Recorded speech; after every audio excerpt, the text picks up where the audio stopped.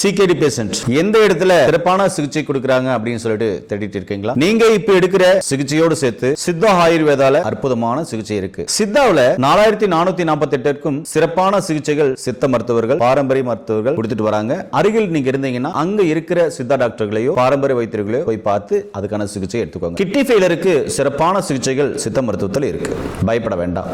ஆனா அதே சமயத்துல ஆங்கில மருத்துவத்துல டயாலிசிஸ் மற்றும் மருந்து மாத்திரைகள் ரொம்ப ரொம்ப இம்பார்ட்டன்ட். அது உயிர் காக்கும் மருத்துவ முறைன்னு கூட இந்த நேரத்தில் நான் சொல்ல ஆசைப்படுறேன். ரொம்ப ரொம்ப வரவேற்கத்தக்கது. அதே சமயத்துல அதோட சேர்த்து சித்த மருத்துவத்துல சிறப்பான சிகிச்சை எடுக்கும்போது நீங்க உங்களுடைய அந்த கிட்னி சார்ந்த பிரச்சனைகளை மெல்ல மெல்ல சரி பண்ண முடியும். நம்ம கிட்ட வந்த ஒரு பேஷண்ட், அவருக்கு சிகிச்சை கொடுத்தவர் மதிப்புக்குரிய டாக்டர் சதீஷ்குமார், சித்த மருத்துவர். அவர் நம்ம கிட்ட வரும்போது EGFR லெவல் ரொம்ப ரொம்ப கம்மியா இருந்தது. கிரியேட்டின் யூரியாலாம் நார்மல் ஆயிடுச்சு. பேரு மனோகர். டிசம்பர் மாசம் 30ஆம் தேதி 2024 அவருடைய EGFR ரிப்போர்ட் 52 இருக்கு. நண்பர்களே, ஒரு 10 மாத சிகிச்சைக்கு பின்னாடி அவர் தொடர்ந்து சிகிச்சையில் இருக்காரு. அவருடைய வாழ்வியல் முறை மாத்தது, உணவுல சரிவிகித உணவு கொடுத்து சரியான மருந்துகள் ஆலோசனைப்படி, சரியான மருந்துகள் சித்த மருத்துவ ஆலோசனைப்படி, சதீஷ் டாக்டர் ஆலோசனைப்படி எடுத்துட்டு வராரு. ஒரு 10 மாசம் கழிச்சு அவருடைய EGFR ரிப்போர்ட் நான் இப்ப உங்களுக்கு காண்பிக்கிறேன் பாருங்க. இப்ப ரிப்போர்ட் பாத்தீங்கன்னா 20ஆம் தேதி 9வது மாசம் 2025 அவருடைய EGFR 62 இன்கிரீஸ் ஆயிருக்கு.